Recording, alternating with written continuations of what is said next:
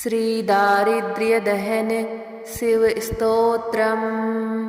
विश्वेश्वराय नरकार्णवतारणाय कर्णामृताय शशिशेखरधारणाय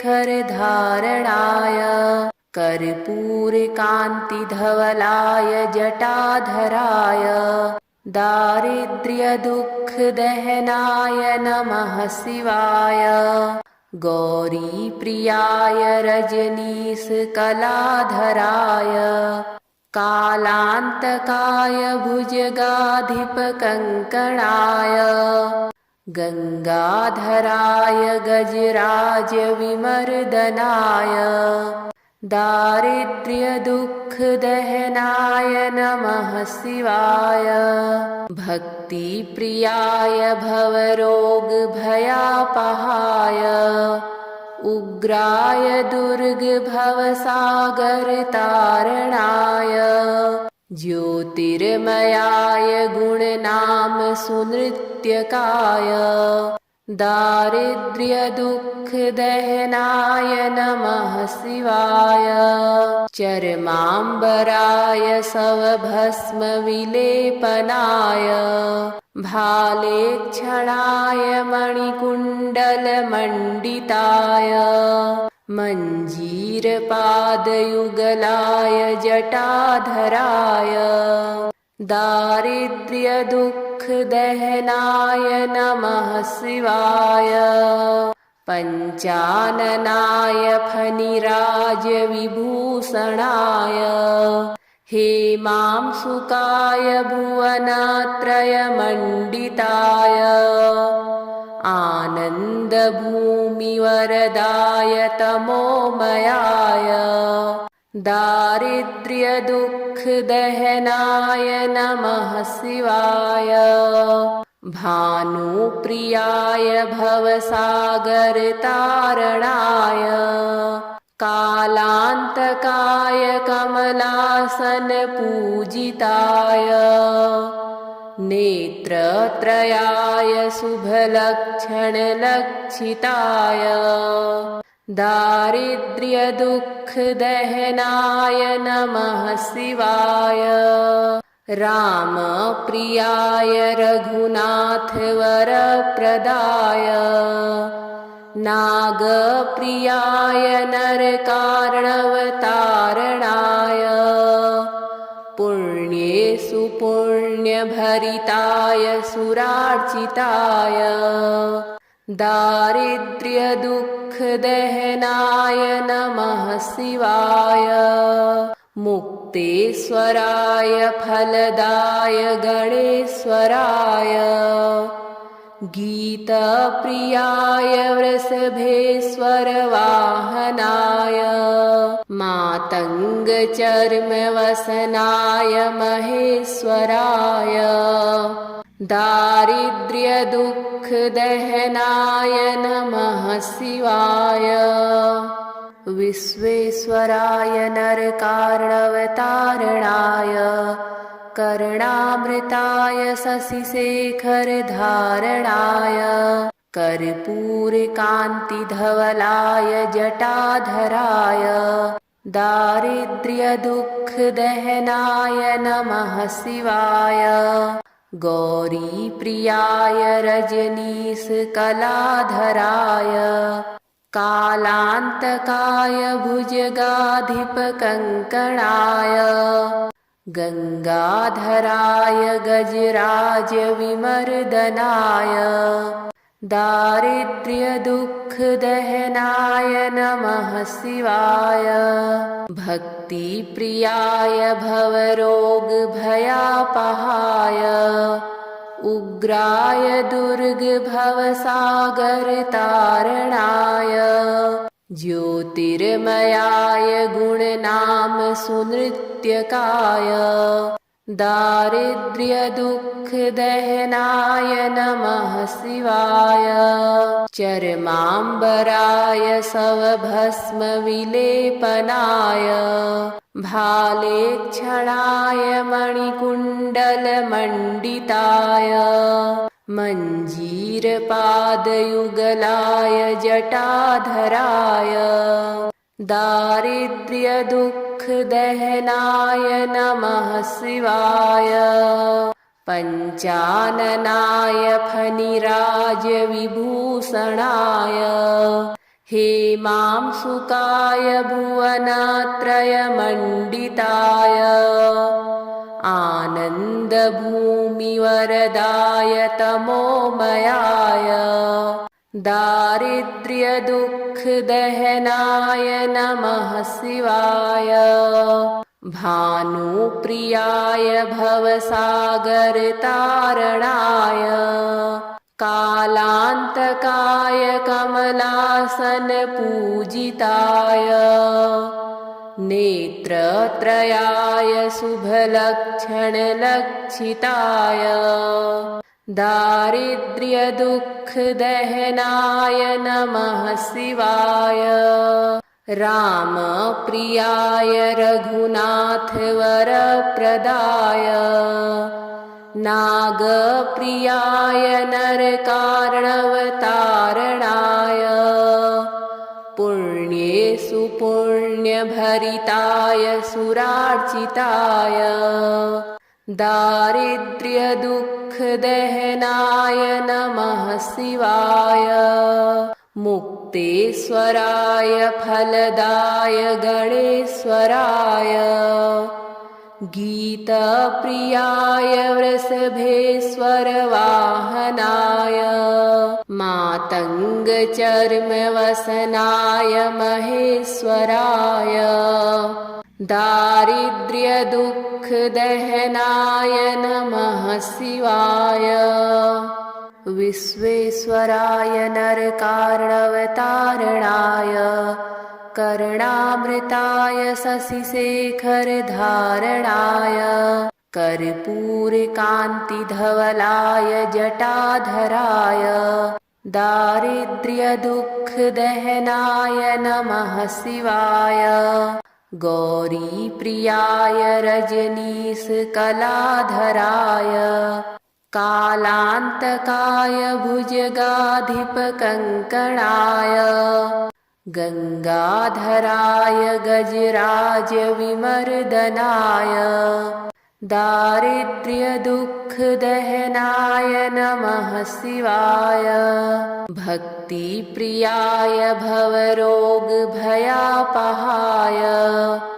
उग्राय दुर्गभवसागरतारणाय ज्योतिर्मयाय गुणनाम सुनृत्यकाय दारिद्र्यदुःखदहनाय नमः शिवाय। चर्माम्बराय शवभस्मविलेपनाय भालेक्षणाय मणिकुण्डलमण्डिताय मञ्जीरपादयुगलाय जटाधराय दारिद्र्यदुःखदहनाय नमः शिवाय। पञ्चाननाय फणिराजविभूषणाय हेमांशुकाय भुवनत्रयमण्डिताय आनन्दभूमिवरदाय तमोमयाय दारिद्र्यदुःखदहनाय नमः शिवाय। भानुप्रियाय भवसागरतारणाय कालान्तकाय कमलासनपूजिताय नेत्रत्रयाय शुभलक्षणलक्षिताय दारिद्र्यदुःखदहनाय नमः शिवाय। रामप्रियाय रघुनाथवरप्रदाय नागप्रियाय नरकार्णवतारणाय पुण्येषु पुण्यभरिताय सुरार्चिताय दारिद्र्यदुःखदहनाय नमः शिवाय। मुक्तेश्वराय फलदाय गणेश्वराय गीतप्रियाय वृषभेश्वरवाहनाय मातङ्गचर्मवसनाय महेश्वराय दारिद्र्यदुःखदहनाय नमः शिवाय विश्वेश्वराय नरकार्णवतारणाय कर्णामृताय शशिशेखरधारणाय कर्पूरकान्तिधवलाय जटाधराय दारिद्र्यदुःखदहनाय नमः शिवाय गौरीप्रियाय रजनीशकलाधराय कालान्तकाय भुजगाधिपकङ्कणाय गङ्गाधराय गजराजविमर्दनाय दारिद्र्यदुःखदहनाय नमः शिवाय भक्तिप्रियाय भवरोगभयापहाय उग्राय दुर्गभवसागरतारणाय ज्योतिर्मयाय गुणनाम सुनृत्यकाय दारिद्र्यदुःखदहनाय नमः शिवाय चर्माम्बराय शवभस्मविलेपनाय भालेक्षणाय मणिकुण्डलमण्डिताय मञ्जीरपादयुगलाय जटाधराय दारिद्र्यदुःखदहनाय नमः शिवाय पञ्चाननाय फणिराजविभूषणाय हेमांशुकाय भुवनत्रयमण्डिताय आनन्दभूमिवरदाय तमोमयाय दारिद्र्यदुःखदहनाय नमः शिवाय भानुप्रियाय भवसागरतारणाय कालान्तकाय कमलासनपूजिताय नेत्रत्रयाय शुभलक्षणलक्षिताय दारिद्र्यदुःखदहनाय नमः शिवाय रामप्रियाय रघुनाथवरप्रदाय नागप्रियाय नरकार्णवतारणाय पुण्येषु पुण्यभरिताय सुरार्चिताय दारिद्र्यदुःखदहनाय नमः शिवाय मुक्तेश्वराय फलदाय गणेश्वराय गीतप्रियाय वृषभेश्वरवाहनाय मातङ्गचर्मवसनाय महेश्वराय दारिद्र्यदुःखदहनाय नमः शिवाय विश्वेश्वराय नरकार्णवतारणाय कर्णामृताय शशिशेखरधारणाय कर्पूरकान्तिधवलाय जटाधराय दारिद्र्यदुःखदहनाय नमः शिवाय गौरीप्रियाय रजनीशकलाधराय कालान्तकाय भुजगाधिपकङ्कणाय गङ्गाधराय गजराजविमर्दनाय दारिद्र्यदुःखदहनाय नमः शिवाय भक्तिप्रियाय भवरोगभयापहाय उग्राय दुर्गभवसागरतारणाय ज्योतिर्मयाय गुणनाम सुनृत्यकाय दारिद्र्यदुःखदहनाय नमः शिवाय। चर्माम्बराय शवभस्मविलेपनाय भालेक्षणाय मणिकुण्डलमण्डिताय मञ्जीरपादयुगलाय जटाधराय दारिद्र्यदुःखदहनाय नमः शिवाय। पञ्चाननाय फणिराजविभूषणाय हेमांशुकाय भुवनत्रयमण्डिताय आनन्दभूमिवरदाय तमोमयाय दारिद्र्यदुःखदहनाय नमः शिवाय। भानुप्रियाय भवसागरतारणाय कालान्तकाय कमलासनपूजिताय नेत्रत्रयाय शुभलक्षणलक्षिताय दारिद्र्यदुःखदहनाय नमः शिवाय। रामप्रियाय रघुनाथवरप्रदाय नागप्रियाय नरकार्णवतारणाय पुण्येषु पुण्यभरिताय सुरार्चिताय दारिद्र्यदुःखदहनाय नमः शिवाय। मुक्तेश्वराय फलदाय गणेश्वराय गीतप्रियाय वृषभेश्वरवाहनाय मातङ्गचर्मवसनाय महेश्वराय दारिद्र्यदुःखदहनाय नमः शिवाय। विश्वेश्वराय नरकार्णवतारणाय कर्णामृताय शशिशेखरधारणाय कर्पूरकान्तिधवलाय जटाधराय दारिद्र्यदुःखदहनाय नमः शिवाय। गौरीप्रियाय रजनीशकलाधराय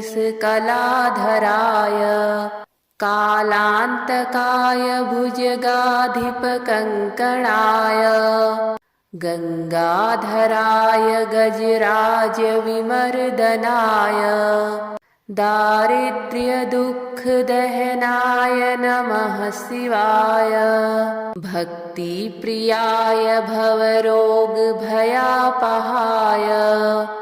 उग्राय दुर्गभवसागरतारणाय ज्योतिर्मयाय गुणनाम सुनृत्यकाय दारिद्र्यदुःखदहनाय नमः शिवाय। चर्माम्बराय शवभस्मविलेपनाय भालेक्षणाय मणिकुण्डलमण्डिताय मञ्जीरपादयुगलाय जटाधराय दारिद्र्यदुःखदहनाय नमः शिवाय। पञ्चाननाय फणिराजविभूषणाय हेमांशुकाय भुवनत्रयमण्डिताय आनन्दभूमिवरदाय तमोमयाय दारिद्र्यदुःखदहनाय नमः शिवाय। भानुप्रियाय भवसागरतारणाय कालान्तकाय कमलासनपूजिताय नेत्रत्रयाय शुभलक्षणलक्षिताय दारिद्र्यदुःखदहनाय नमः शिवाय। रामप्रियाय रघुनाथवरप्रदाय नागप्रियाय नरकार्णवतारणाय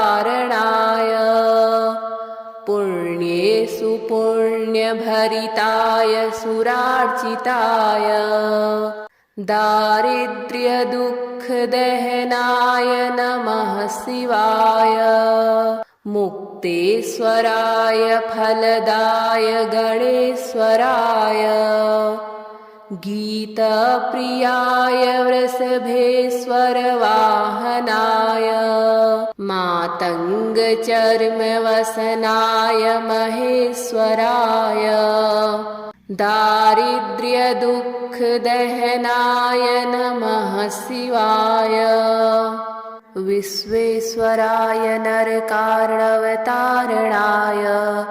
कर्णामृताय शशिशेखरधारणाय कर्पूरकान्तिधवलाय जटाधराय दारिद्र्यदुःखदहनाय नमः शिवाय गौरीप्रियाय रजनीशकलाधराय कालान्तकाय भुजगाधिपकङ्कणाय गङ्गाधराय गजराजविमर्दनाय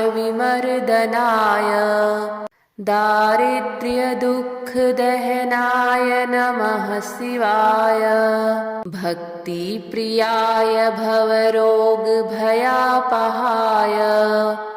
उग्राय दुर्गभवसागरतारणाय ज्योतिर्मयाय गुणनाम सुनृत्यकाय दारिद्र्यदुःखदहनाय नमः शिवाय चर्माम्बराय शवभस्मविलेपनाय भालेक्षणाय मणिकुण्डलमण्डिताय मञ्जीरपादयुगलाय जटाधराय दारिद्र्यदुःखदहनाय नमः शिवाय पञ्चाननाय फणिराजविभूषणाय हेमांशुकाय भुवनत्रयमण्डिताय आनन्दभूमिवरदाय तमोमयाय दारिद्र्यदुःखदहनाय नमः शिवाय भानुप्रियाय भवसागरतारणाय कालान्तकाय कमलासनपूजिताय नेत्रत्रयाय शुभलक्षणलक्षिताय दारिद्र्यदुःखदहनाय नमः शिवाय रामप्रियाय रघुनाथवरप्रदाय नागप्रियाय नरकार्णवतारणाय पुण्येषु पुण्यभरिताय सुरार्चिताय दारिद्र्यदुःखदहनाय नमः शिवाय मुक्तेश्वराय फलदाय गणेश्वराय गीतप्रियाय वृषभेश्वरवाहनाय मातङ्गचर्मवसनाय महेश्वराय दारिद्र्यदुःखदहनाय नमः शिवाय विश्वेश्वराय नरकार्णवतारणाय कर्णामृताय शशिशेखरधारणाय कर्पूरकान्तिधवलाय जटाधराय दारिद्र्यदुःखदहनाय नमः शिवाय गौरीप्रियाय रजनीशकलाधराय कालान्तकाय भुजगाधिपकङ्कणाय गङ्गाधराय गजराजविमर्दनाय दारिद्र्यदुःखदहनाय नमः शिवाय भक्तिप्रियाय भवरोगभयापहाय उग्राय दुर्गभवसागरतारणाय ज्योतिर्मयाय गुणनाम सुनृत्यकाय दारिद्र्यदुःखदहनाय नमः शिवाय चर्माम्बराय शवभस्मविलेपनाय भालेक्षणाय मणिकुण्डलमण्डिताय मञ्जीरपादयुगलाय जटाधराय दारिद्र्यदुःखदहनाय नमः शिवाय पञ्चाननाय फणिराजविभूषणाय हेमांशुकाय भुवनत्रयमण्डिताय आनन्दभूमिवरदाय तमोमयाय दारिद्र्यदुःखदहनाय नमः शिवाय भानुप्रियाय भवसागरतारणाय कालान्तकाय कमलासनपूजिताय नेत्रत्रयाय शुभलक्षणलक्षिताय दारिद्र्यदुःखदहनाय नमः शिवाय रामप्रियाय रघुनाथवरप्रदाय नागप्रियाय नरकार्णवतारणाय पुण्येषु पुण्यभरिताय सुरार्चिताय दारिद्र्यदुःखदहनाय नमः शिवाय मुक्तेश्वराय फलदाय गणेश्वराय गीतप्रियाय वृषभेश्वरवाहनाय मातङ्गचर्मवसनाय महेश्वराय दारिद्र्यदुःखदहनाय नमः शिवाय वसिष्ठेन कृतं स्तोत्रं सर्वरोगनिवारणं सर्वसम्पत्करं शीघ्रं पुत्रपौत्रादिवर्धनं त्रिसन्ध्यं यः पठे नित्यं स हि स्वर्गमवाप्नुयात्।